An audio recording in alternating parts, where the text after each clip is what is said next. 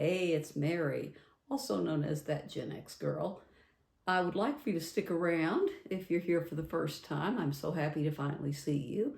And maybe like and subscribe and comment. Tell me if you have any suggestions for any other videos or anything like that. But we're going to talk, like I said, all things Gen X. And today we're going to start with, I've already mentioned, that I was doing a series on raising Gen Z kids. And today it's starting out with the commonalities of Gen Z and Gen X. And it's hard to see sometimes if you're not really looking for it, but there are at least three pretty good, clear commonalities that we share with Gen Z. Now remember, they're born from about 1997 to about 2007, while we're born from about 1965 to 1980. So there's a span of time in there. And what goes around comes around, I think, sometimes in generational cycles or whatever. But anyway, first one that I'm going to talk about is adaptability. Okay, now we know, if you're Gen X, you know that we've had to adapt to so many things. I mean, we had to adapt. I guess the biggest one that I always think of first and foremost is the changing technology. Because we were raised with, for example, vinyl, and then it's somewhere in there in our early teens, if you're about my age, we went to cassettes, and then we saw CDs, and then we saw streaming. That's just in the regular old music itself, not to mention all the different kinds of TVs and different kinds of VCRs or everything else that goes with it. And then the big ones, of course, being the computers and these smartphones that we all carry with us today, pretty much no matter what age we are. Unfortunately, sometimes even I see people with babies that have iPhones or something in their hand. So we've had to adapt, we've had to learn at work, how to come up with new ways to figure out some of that technology for ourselves. And in some cases, we've had a lot of training on, depending on what kind of technology it is. Now, Gen Z, on the other hand, they are adaptable in different ways, okay? They're adaptable in different ways. They have gone through some things. I mean, truth be known, we've lived through it too, because we're older than them and we were here first, just by the timeline. But one thing that they've had to live through and adapt to, I guess these can kind of all go maybe really even under adaptability together, but is the economic crises, okay? Because with Gen X, if you grew up in the 70s, 80s, or even, the later ones that were growing up in the 90s, there were always some things going on with the economy. In the 70s and 80s, us elder Gen X, we remember vaguely, but we remember sort of have flashes of memory of OPEC and the oil crisis and the gas lines and all of that, and only being able to buy gas, your parents being able to buy gas on every other day, or, whatever their license plate ended in, even or odd number, that type of thing. And the economy in the 70s, all of that stuff, including the gasoline prices, everything, that all ended up leading to a lot of high interest rates, because in 1981 and 1982, we had a big recession. And I was too young, in 1981 and 82, I was 15 and 16 years old. And I was too young to have to really be paying for anything, but it explains the whole pinto bean and garden food diet that we had, because I've always said, I may have even said it on another video, I don't know how my parents fed us at that time. But then I think back, and it does make perfect sense that that's why we ate the way we did, and so on. And I knew money was tight, but, there was nothing I could do about it.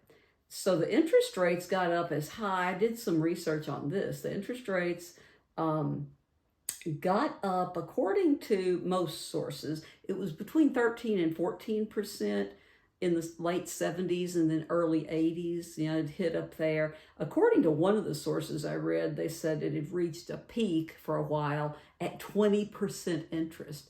That's insane. Okay, that's absolutely insane. And of course, a recession of any kind, you'll see that that hurts the people that rely on borrowing money. It hurts people that need credit. Okay, and so that's the same as today. When we came out of, when we came of age, I guess, and we went out to maybe try to get a credit card or something, the interest rates were exorbitantly high at that time. The student loans, oh man, the student loan debt, absolutely crippling for Gen X. We were the first ones that had this crippling amount of student debt, and the interest rates were high for the student. That's why so many of them, the student loans, we were unable to completely pay off because they kept going up and going up and going up, even if you made payments on them for years or decades even. Now, by the later 80s, the interest rates, of course, had gone down some. But, some of us were just hitting our very early days there of working, and we were going to have to deal with those kind of things and trying to be an adult and so on. Now, Gen Z, what is happening with them, as many of them are already, grown, because the earliest ones were born in 97, they are out there working already, but they're a little bit, they're in a spot that we were in, because in 2021, inflation went up to 14.9 for durable goods. Now, the durable goods are things that you buy that are supposed to last a while, okay? Things like cars, refrigerators, big appliances and HVACs and all that, all the stuff I've replaced lately, kind of. But all of that is, that's called durable goods. So 14.9%, things that, really you have to have. So when it came out, with Gen Z, and they're having to try to buy that stuff in 2021, maybe just out of college and looking for a job, they're having a really rough time at that point. And also right there, you have another thing we're going to talk about in a minute, which is, the lockdowns and so on. But if you had 14% inflation, and the elder generation of Gen Z had this other thing that met them as well, it was this market in the auto community, the automotive community. From 2019 to 2024, the average new car purchase price went up 24%, with some even higher. Some of the, specifically, I won't even name them, but there's specifically a few that went up much higher than 24% interest. Now, all that, of course, is in 2021, 2022 is when they've reached their peak. But again, look at the age of the elder Gen Z, and look at what they were dealing with as they were getting into maybe, trying to purchase a house, for that matter, car, all of the other things. So as of summer 2024, I looked it up, according to Forbes magazine, about 60 to 70% of job seekers thought the market for full-time jobs was not conducive. This is the quote, not conducive to a new job, and was harder than any previous job hunt they had ever conducted.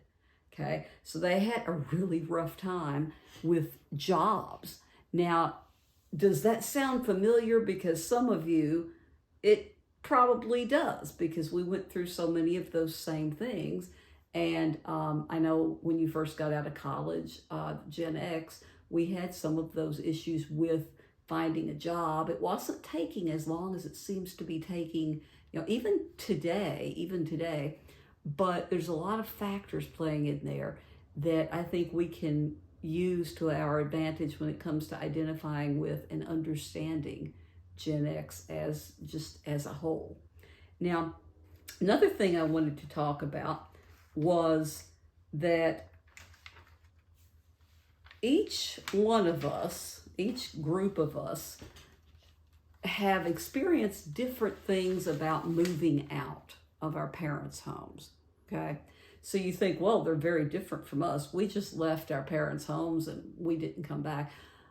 In many numbers, you're correct. Many of us left home and never came back when we were very young. 17, 18, whatever. And we have today millennials and the elder Gen Z that actually live at home in their 30s. The stigma of that has gone down a bit. But what we tend to forget when we think, oh my goodness, what's wrong with them? We tend to forget that they called us slackers. Okay, they called us losers. They called us, those kids are never going to do a damn thing with their lives. And you know what? The term boomerang kids, that actually, as far as my research showed me, the boomerang kids, even though it was used in different contexts, different contexts later, boomerang kids referred to us leaving home and then coming back. And I have to tell you, I tried to leave home at 17, went and lived with another family member, a brother, and worked for him, and came back home, okay, at some point to my parents. Wasn't even that long, honestly. If I tell that story, sometimes I leave out the part where I went back home. It sounds a lot tougher, that you left home at 17. But a lot of us did go back home, and a lot of us were very thankful, if we had parents that were nice to us and good to us and cared for us at all, that they would let us back in without too much fuss. I know everybody's experience wasn't that. Now, also with the economy in the 80s, the turbulence of all of that, along with that, all of the turbulence that was spinning around in the financial markets, we also decided that we were going to be very active in terms of social justice, in terms of causes, like I always call them. We had our things that we really stood up for. And I guess the social causes that I remember the most that kind of paved the way for some of what Gen Z has done today is, we remember, if you recall, the Live Aid. And at least we watched it, but we would donate money to it. I was 19, and I donated money probably to that. I know I watched as much of it as I could and recorded some of it on a VHS tape at that time. And Live Aid, of course, that was with the Ethiopian famine, which was going on. We were trying to be helpful to the people who were starving over in Ethiopia. And we had anti-apartheid protest against South Africa, where the majority Black population was being really treated horribly by the minority white population. We really took that one up. We had the AIDS crisis. That taught us one thing. It taught us safe sex. It taught us, that you have to be careful. It taught, it marked a change from the way the boomers had lived their lives, sleeping with everybody, in the 70s. And in the 80s, I had friends who died from AIDS, which today we just call HIV, okay? The human immunodeficiency virus. AIDS is then the disease. Hopefully I'm explaining that correctly, but that's the disease as it progresses and becomes, something, acquired immune deficiency syndrome. Now, we also had set some milestones in, like, the gay rights, we would have said back then, the LGBT rights for sure. And one of that, I guess, landmarks, you could say, was on a TV show called The Real World. Okay, it was made up of Gen Xers. I think Gen Xers probably were the ones in charge of it. I know they were definitely starring on it. But Gen X had our very first gay character on a reality show, and he had AIDS, and he got married to his boyfriend. Now, was that legal back then in 1992? Of course not. But we grew up watching that kind of stuff, and we stood up for that. And we're like, hey, we love Pedro. If you remember Pedro, that was a very sad episode, very sad season, knowing that what was going to happen to him eventually.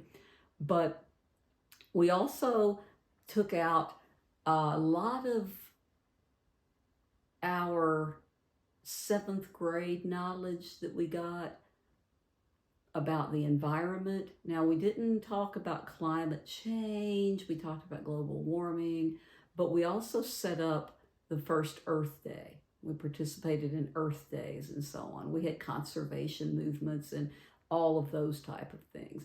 Now, Gen Z, they're less physical in terms of marching on the streets sometimes, depending on what it is, but they are very prone to using social media to raise awareness, to raise money for causes, getting like large numbers, extraordinarily large numbers of people to come out, whether it's physically or online, or donate money and so on. They're very good at that. Okay, now some people have called it hashtag activism, but sometimes that actually works, and they're trying, they're getting involved.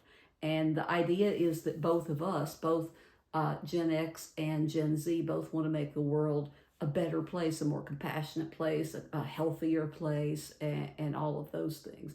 Now, they have different causes again.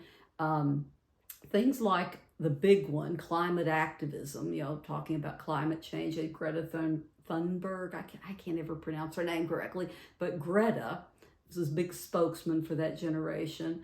And also we've had things like the BLM movement and many others where they will get out and, just kind of make their presence known, again, whether it's virtually or physically or both. So we do have some commonalities when it comes down to that.